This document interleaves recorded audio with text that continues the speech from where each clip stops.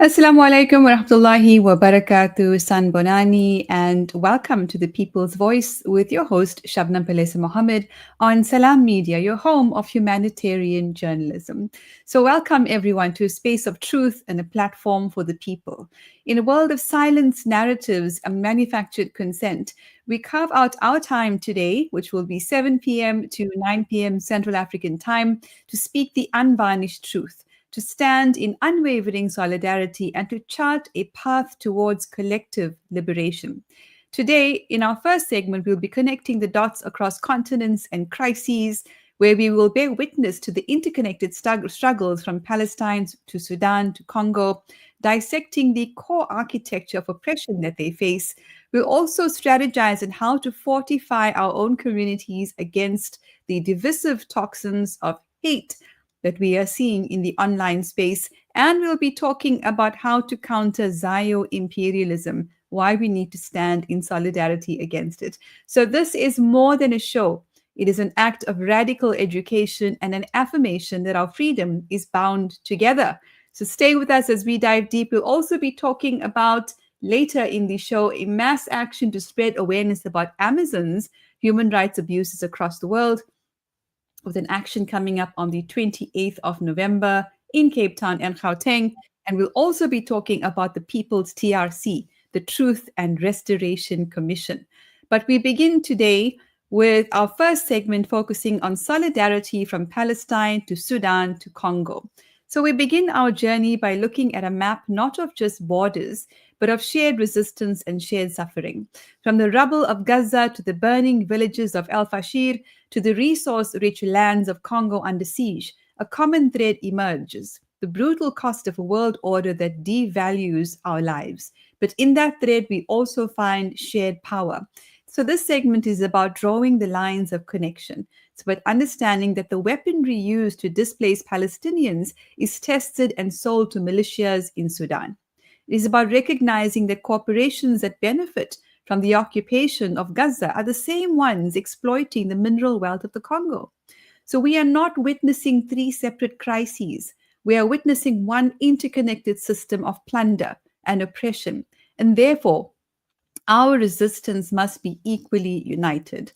Our guests today will analyze and help us solidify this global understanding and solidarity. It gives me great honor to welcome into conversation our two guests for this first segment, and they are Sheikh Ramadan Ahmed Birima and Mzee Elvis Katoto. Ramadan Ahmed Birima is a journalist and political analyst originating in Sudan, but here with us in South Africa. Mzee Elvis Katoto is a filmmaker and co-founder of Ubuntu DRC, and he's, of course, from Congo.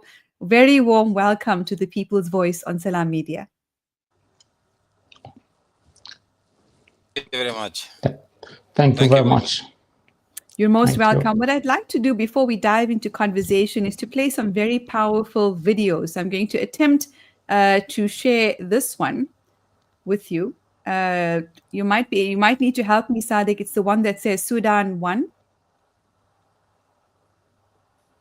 If you can bring it up.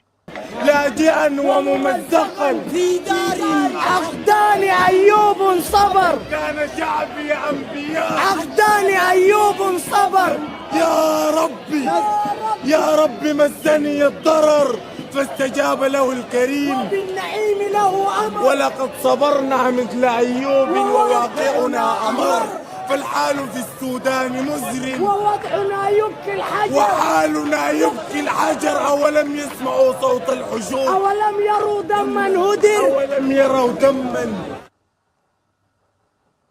So that's the use of poetry shown in the film Sudan. Remember us, we do have one other Sudan video that we want to share, and I'm sure Sadiq is busy downloading that one.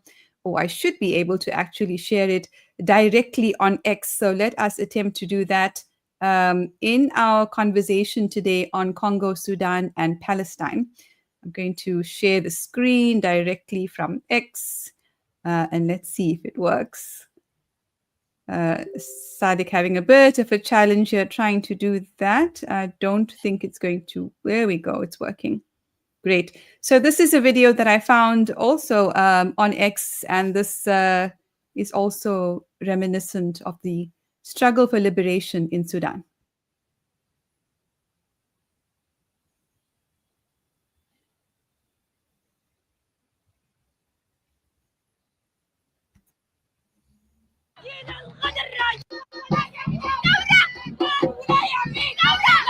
شهيد يا ابني باقي الشباب يا ابني كيف الطرى يا ابني كيف الطرى يا ابني جينا الغدر راجيك يا دوب ينجب فيك طالبت بالتغيير تعليم علاج تعمير كافينا من تدمير سلمية رفع اليد سموك بالمحوس قتلوك بسيفك بيطلق من مجروس والارزق الوسواس.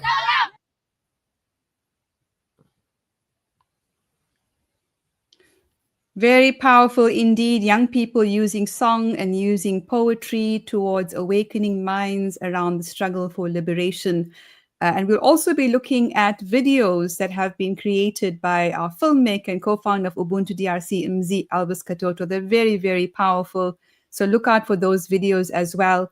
Let's bring Ramadan Ahmed Birima into conversation.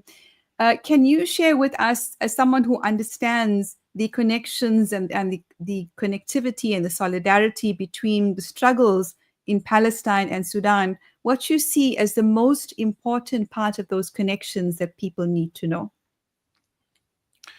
شكرا جزيلا. Thank you very much, Sister Shabnam, Palesa, Muhammad, and thank you also Salam Media for all this kind of generosity, actually, that is allowing us to highlight the plight of the Sudanese people.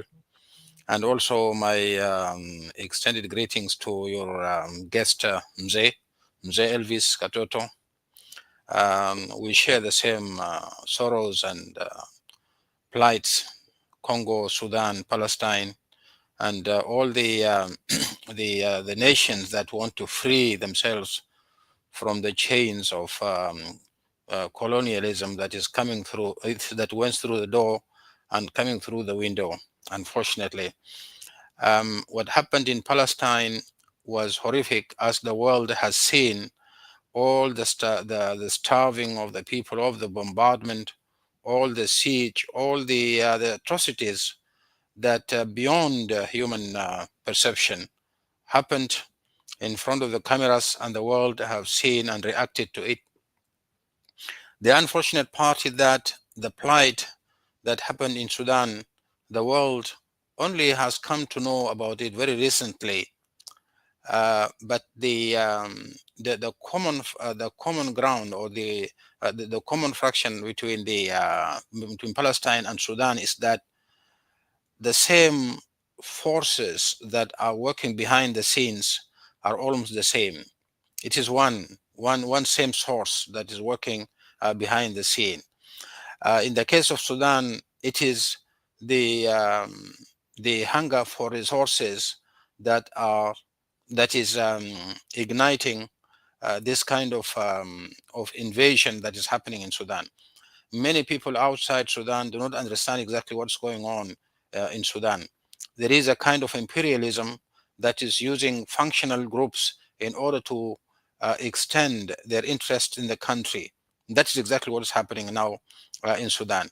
So in the case of Palestine, it is the functional state of Israel that was doing or committing all the atrocities, and the world was seeing, but because Israel is protected by the same imperialist forces that have exterminated many nations in various countries in the world during either during the colonial period or after the colonial period. And it is the same forces that are still supporting military coups and obstructing the will of the people to represent itself in the political decision.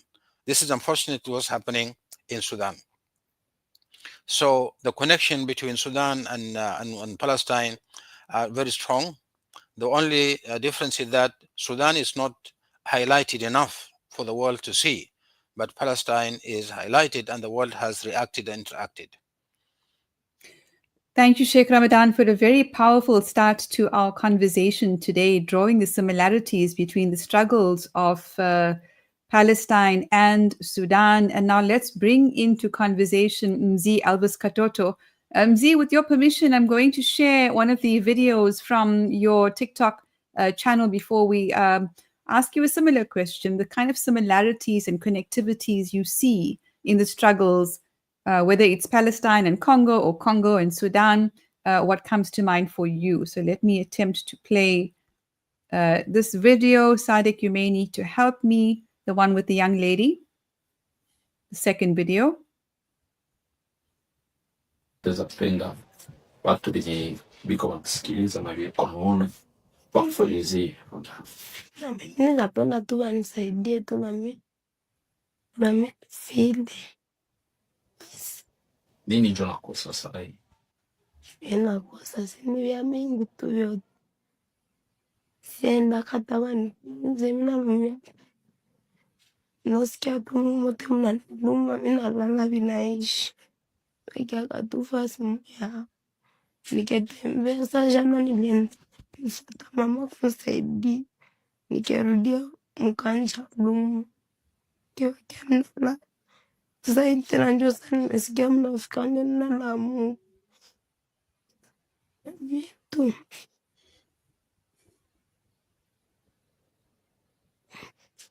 Na tunapenda tukusaidia kwanza kufika kwa hospitali Mzee.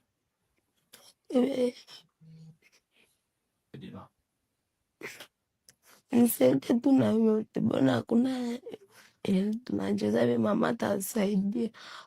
Hakuna vya mama anaweza nisaidia. Iko naenda fula thank me tunaimelesha tunakula zote. Kisha fae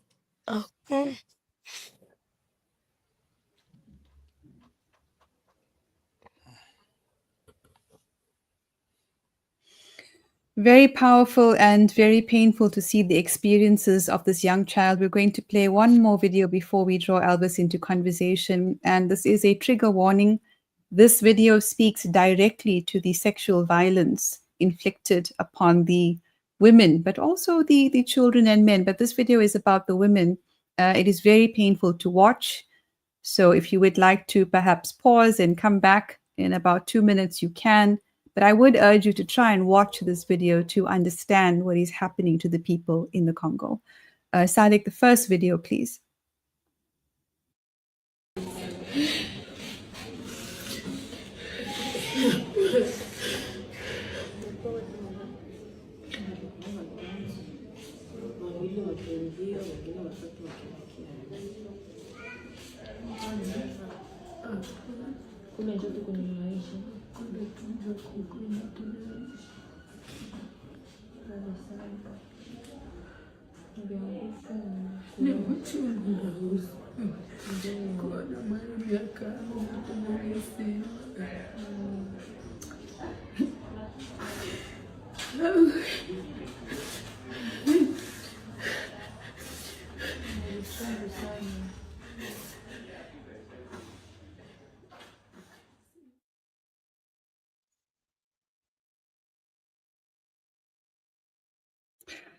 Well, where is the outrage world? It's very clear, Mzee, that rape is used as a weapon of war everywhere.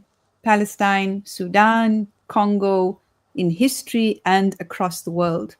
Your work as a filmmaker, you're able to tell these stories in a very powerful way.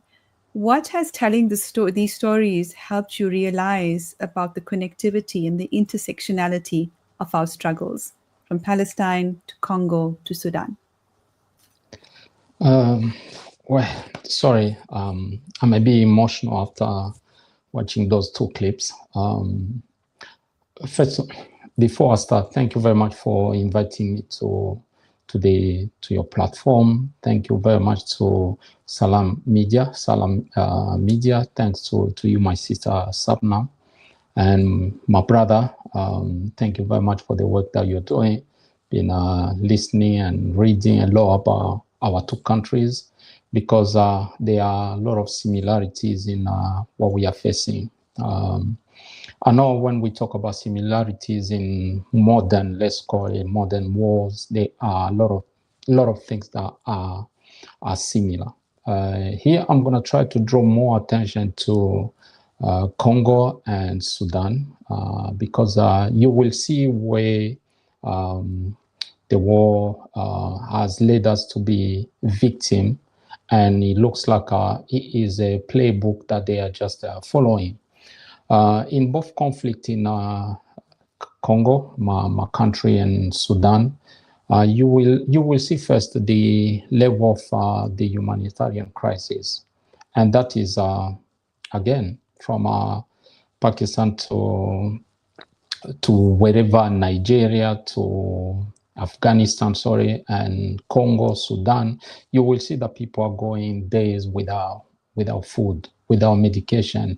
There is no access to them. The people in power, people are controlling the war, are not allowing medical assistance to get to the people, but also a lot of people are sleeping outdoors. And you could see recently there were heavy rain in the camps around Goma and around other part of the world.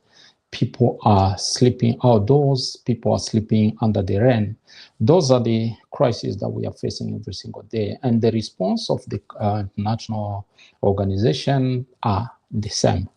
So that is one of the key. And then the second one will be the external forces, the external countries, the external powers are very, very involved in whatever is happening in both conflict in Sudan, in Congo. I can name, you've got the Rwanda with M23, and on the other side, you go Uganda with the ADF.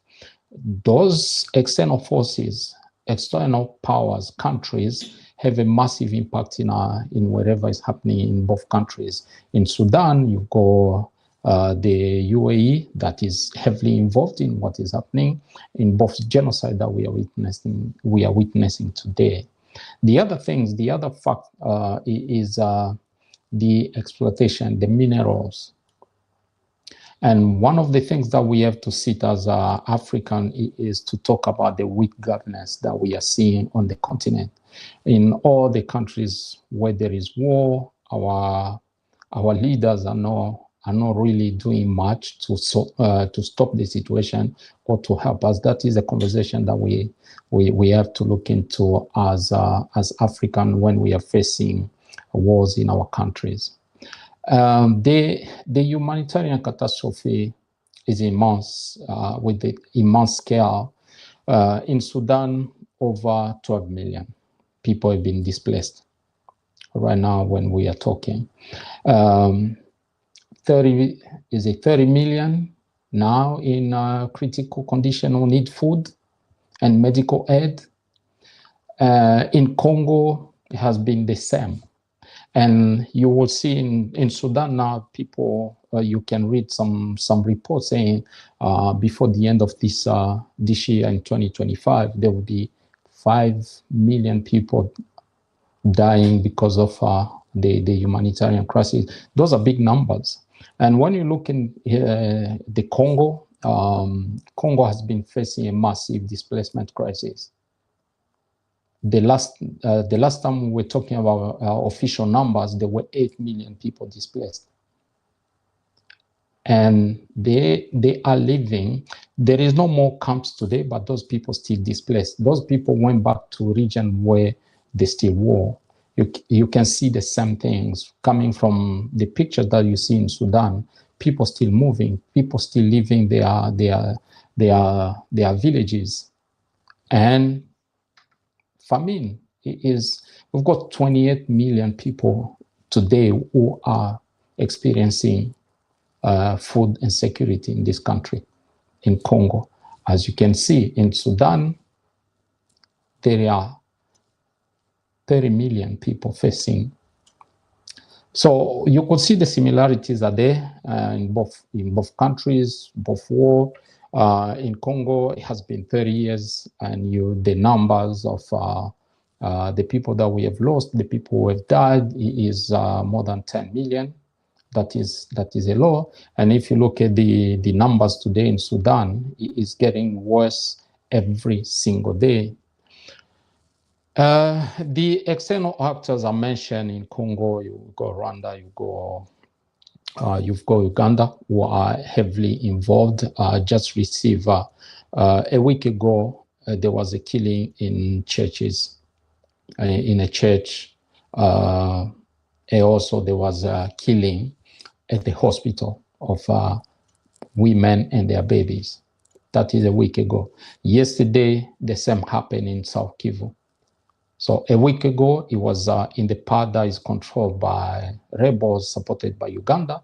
And yesterday, the same happened to a hospital where 4 people with their family members were killed inside an hospital in the territory that are controlled by the M23, supported by Rwanda.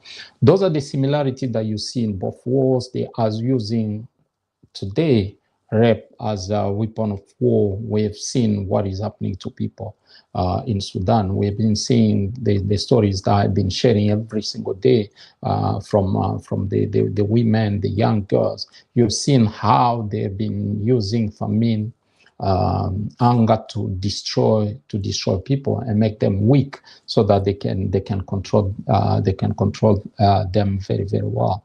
One thing that my brother Ramadan has mentioned, and is key, as someone who has worked in media, who has worked with Western media covering the stories on the continent and back home, we never ever be the priority.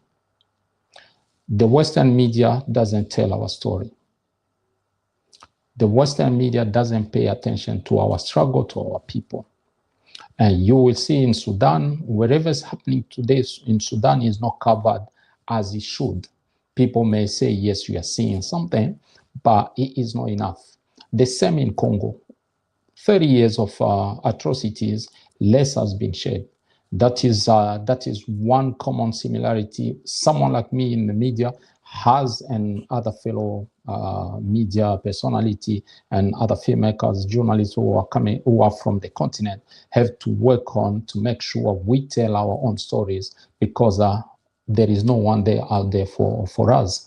Those are the few similarities that I can share with the audience today. As you can see, wherever I mention in Sudan, wherever I mention in Congo, is happening in Nigeria, is happening in other parts of the continent where there is war. Very powerful response there. Thank you very much. Quite thorough as well. Mzee Elvis Katoto joining us from Congo DRC. This conversation is critical for us to understand the similarities in our struggles, but also to talk about ways in which we can show each other solidarity. And you're quite right, the struggles extend across the world, and we'll come back to practical ways in which we can show solidarity, including the use of poetry and film, as we saw earlier on in the show.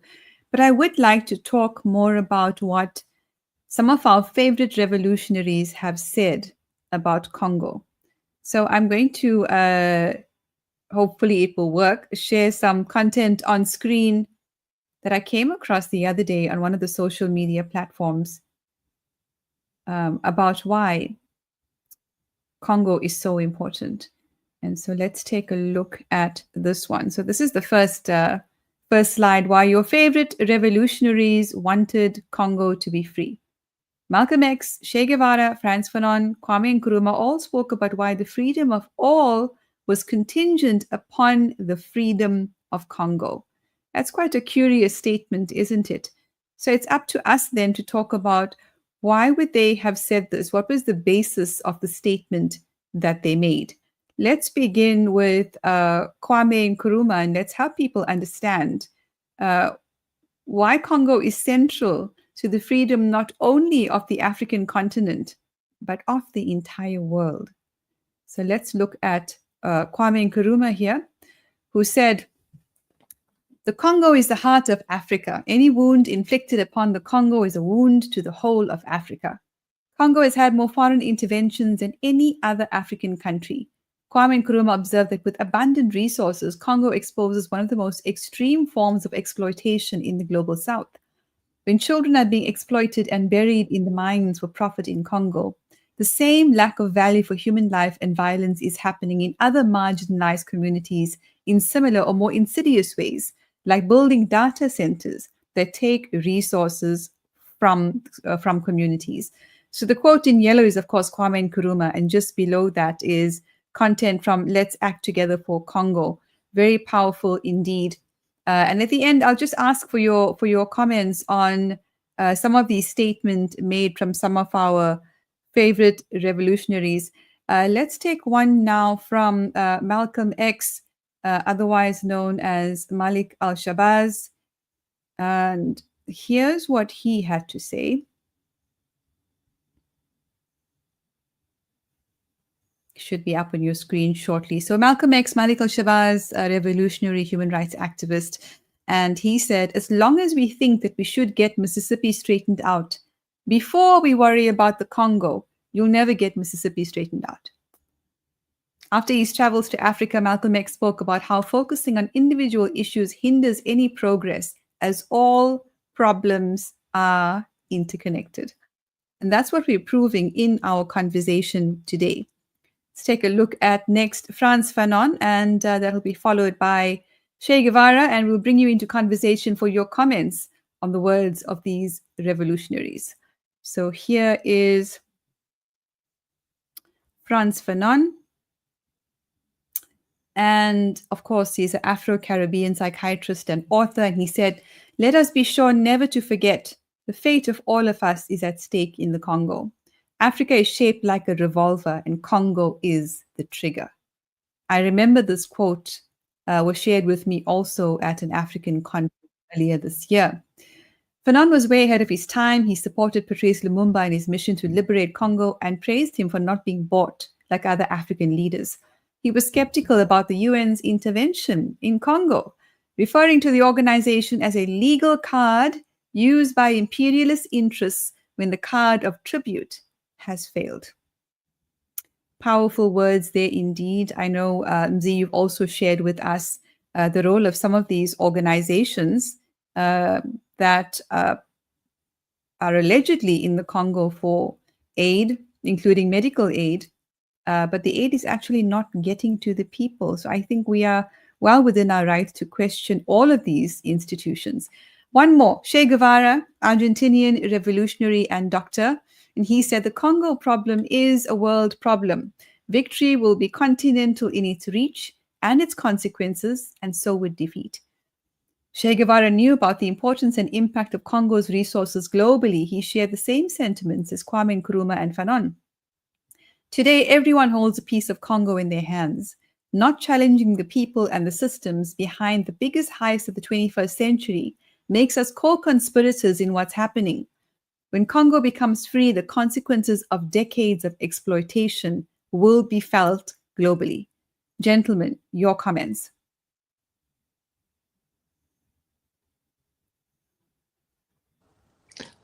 I wanted to just to add a little bit on the struggle of Congolese being at that center of Africa or center of the world.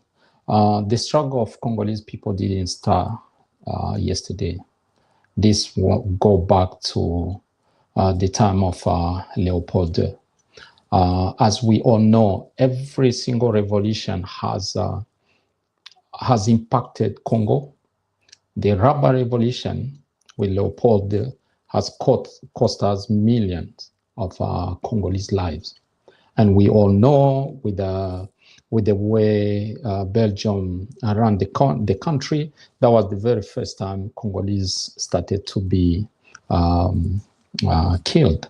And then you've got, if we go back, I look at the timeline of the new technology. I won't go through all the date, but I'll just give you around 1994, 95, 96. That was the time we start having the new technology. You start having mobile phone. And that is the time the war started in Congo. And every time we upgrade to a new technology, the war intensify in Congo. That is why you got a lot of people are talking about boycott Apple. We have to boycott everyone until Congolese are protected, until the mineral of the country is protected. Yes, Congo is the answer to many problems that we are facing, not just as a country, as a continent, and as the global, the world. Congo could be the only thing that we need for Africa to stand as unite, also as prosper. Sorry, we have to make sure the war in Congo ends, and is gonna end the war around the continent. One thing that a lot of people don't know, when we talk about the killings of our brothers and sisters in Palestine, the drone that the oppressors are using today, they are built by mineral coming from Congo. That is a connection.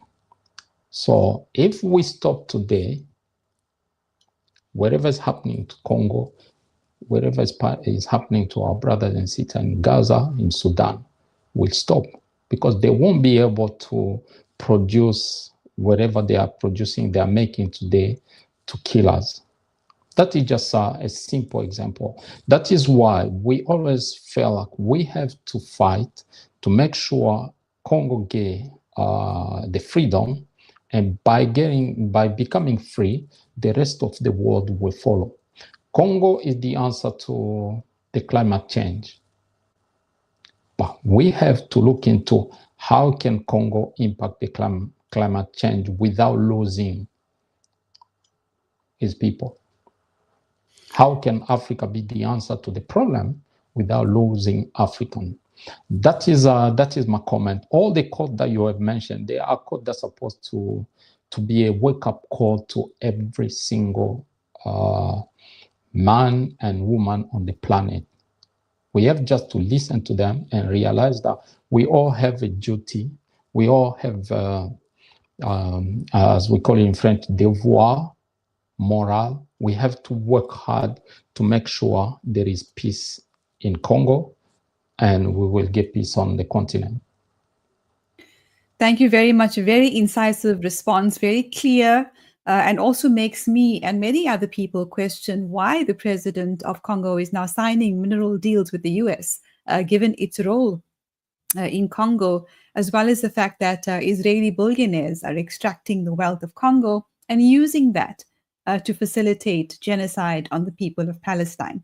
So again, all struggles are connected, and our two guests today are proving exactly that. Let's bring Ramadan Ahmed Birima into conversation. Shayk, a couple of weeks ago, there was a very powerful event in Durban, hosted through Salam Media, where we had 3 Sudanese women talk about what's happening in El Fashir. Of course, what's happening in El Fashir follows what happened in Darfur, but is less known about because largely of the social media algorithms that hold back our voices and our content when we try to talk about these issues. And so it's very clear, just like Gaza, that is sitting on trillions worth of natural gas, which is part of why they need to terrorize the people into leaving. With Sudan has immense wealth in the form of gold, but also, as we learned from these 3 sisters at this event dedicated to Al-Fashir, gum Arabic. And at the same time, it is close to the trade routes, the sea routes. And in addition, is a pathway towards a potential attack on the Sahel region, where those countries are making a stand for their sovereignty. Your comment, please. Thank you very much. I think you have done a good research. And also, I congratulate my colleague Mzee for having done also research and give good statistics about Sudan. Before coming to comment about the issue that you mentioned about Sudan, I would like to make a short comment on the Congo. I think the Congo is having the same what is called as curse of the resources. Congo is the richest country in Africa in terms of resources, natural resources, and Sudan is the second. And this is the correlation between the two countries being a recipient of this kind of negative intervention. And also, when in the context of Africa, when when we study about Lumumba and how Lumumba was brutally killed, the killing of Lumumba actually is reminiscent of the brutality of invaders. Whenever they invade a land, they try to kill its people in a very brutal manner, so that it's a kind of to repel people from any kind of revolution. Congo, the true leader was actually Patrick Lumumba, and he could have built Congo to become the icon of Africa. And until this moment, the literature that is left behind about Patrick Lumumba is something that makes one actually unconsciously sheds tears when you go through this history, very sad history. The same thing could be said about about Nkrumah and how he was ousted from power by the same imperial powers. So unfortunately, until this moment, no African country can be allowed to express the will of its people through the ballot box. The only people that win, if there is hardly a ballot box, are those who are the puppets of the imperialist forces.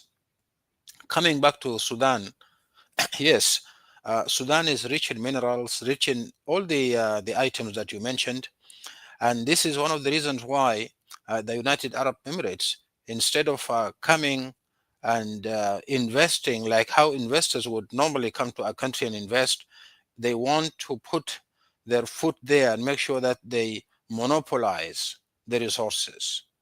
The UAE is operating as a functional state, and that's why when it comes on behalf of the superpowers. It's not actually acting on its own. The unfortunate part is that the same behavior that conquerors or oppressors use in the 5 settler countries that were known to the world, the United States, Canada, Israel, South Africa, and Australia. These are called settler countries where indigenous people are wiped out, or there was an attempt to wipe them off so that resources could be cleared and be looted peacefully. And that is exactly what is happening in Sudan at the moment, where the interest of the Arab Bedouins from West Africa converged with the interest of the United Arab Emirates, and that's why they want to wipe off the indigenous people of the land from Darfur, from all the other parts they have occupied, in order for them to settle in. And this is exactly what they did. Even in Al-Fashir, at the moment while I'm talking to you now, Al-Fashir has been emptied of its population, which is about 7 million. There's no population at the moment.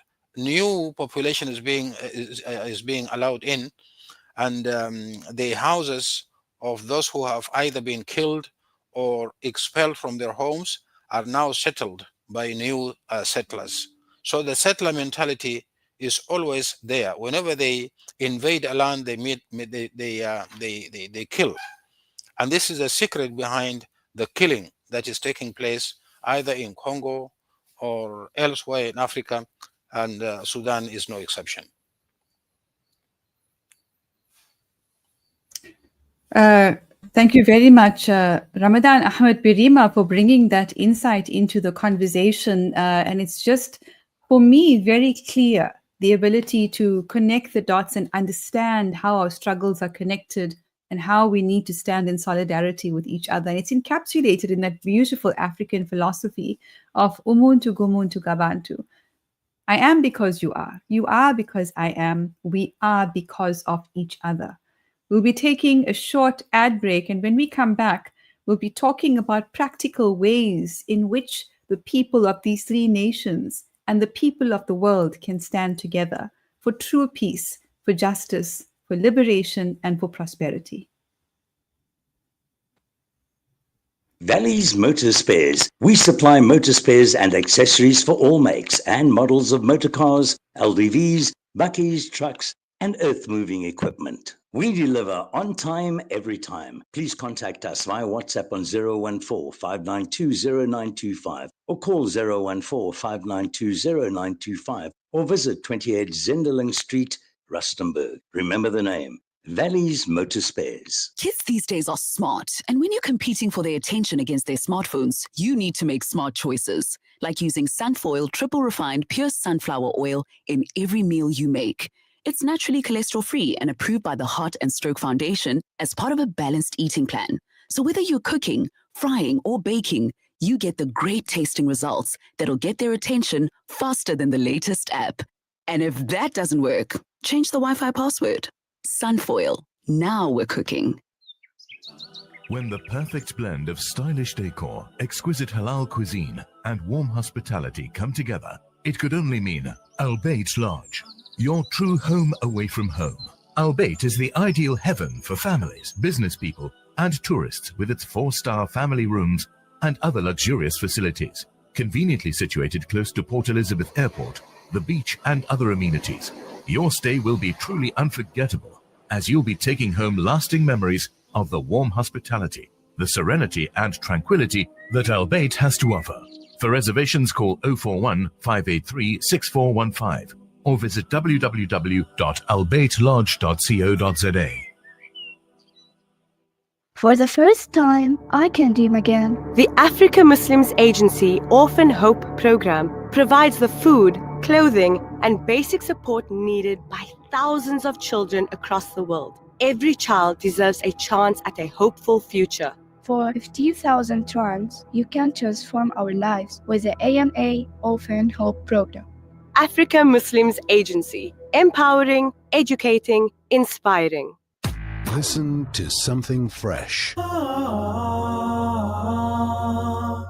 Listen to Salam Media.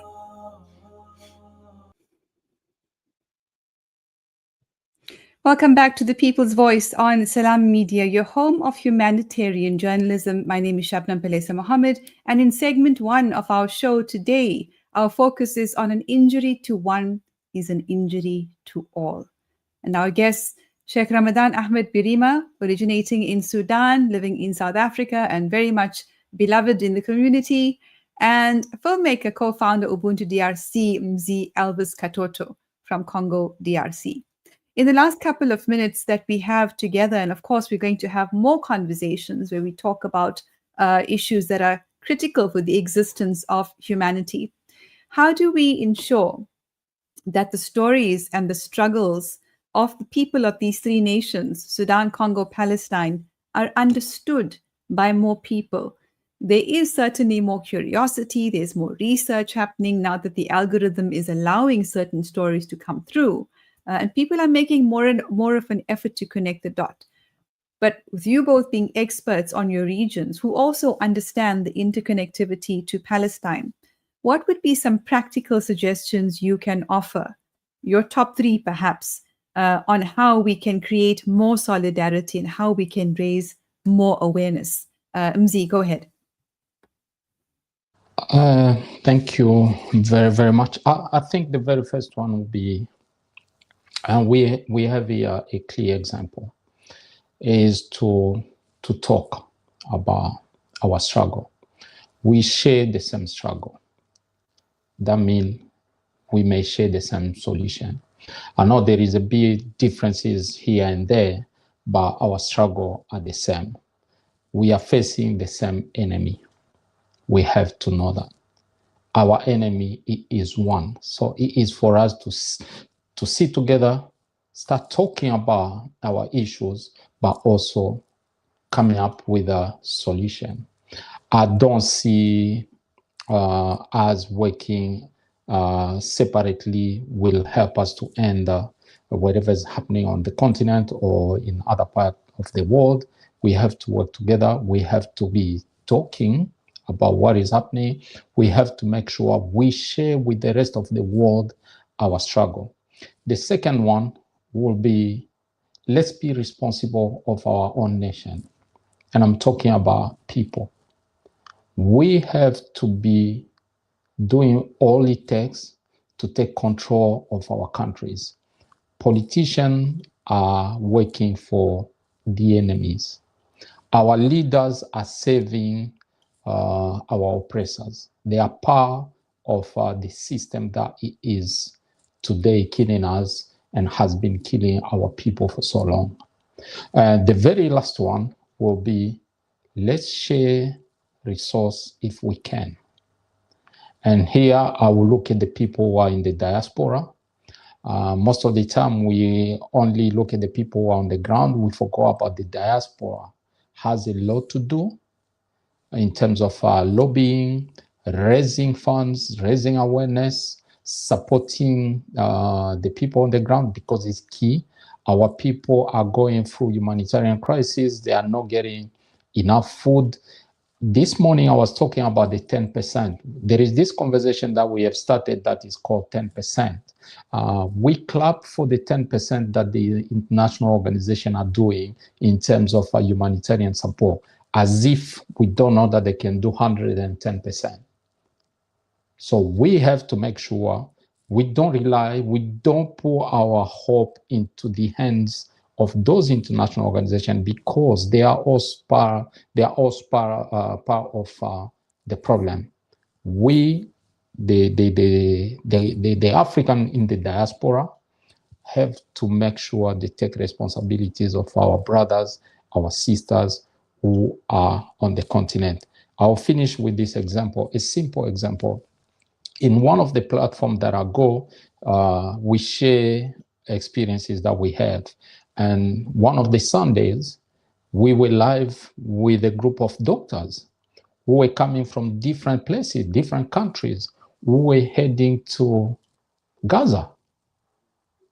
Those are the things that we have to do as common practice to fight the enemy and to bring justice and peace in our countries. Thank you very much. Thank you very much, Mzee. You know, it's quite ironic and telling when you look at the boycott targets for Palestine and the boycott targets for Congo. They overlap. Isn't that interesting? So the point you made about common enemies is a very important one. And secondly, it is a fact that workers, UN workers and WHO workers, have committed sexual crimes against the women, children, and men of the Congo DRC. And so therefore, there is a justified mistrust in these organizations or their employees, especially when these actions continue to be perpetrated. So thank you very much for outlining practical ways in which we can raise awareness and show solidarity. Sheikh Ramadan, your perspective. For me, solidarity makes us stronger. What are your thoughts on practical ways in which we can raise awareness and show solidarity? Yes, definitely. Our society today is not like how it was 20 or 30 years ago. The world is completely different today. And look, irrespective of, I think you are talking to me, Mzee, maybe Mzee is in Congo, I'm here in Durban, and Salam Media in Johannesburg. Look at this, wherever you are, in whatever part of the world, you can still communicate, see each other and talk to each other like you are in one room. So this is something, is magic, more of magic than reality compared with what things were, let's say 20 years ago, not even 30 years. So social media has changed the landscape of everything. And I think we have to utilize this social media in order to change the narrative. There is a narrative that is going on, and this is about misconceptions about Africa and African people. The worst kind of negative narrative is to give Africans the impression that they are divided into countries and each country is on its own. This is not correct. Congo is not alone. Sudan is not alone. Kenya, Nairobi, Ethiopia, South Africa. But no, these are not single countries because these are made to be like they have barriers. Where when a Sudanese goes to Congo is looked at as a foreigner. When a Congolese comes to South Africa, looked at as a foreigner. No, it's not so correct. Africans never used to have boundaries. And according to my research, I have come to know that many of the Zulus of the KZN, especially in Kize family, they're coming from Nubia, from the Nubian civilization in the north, in Sudan.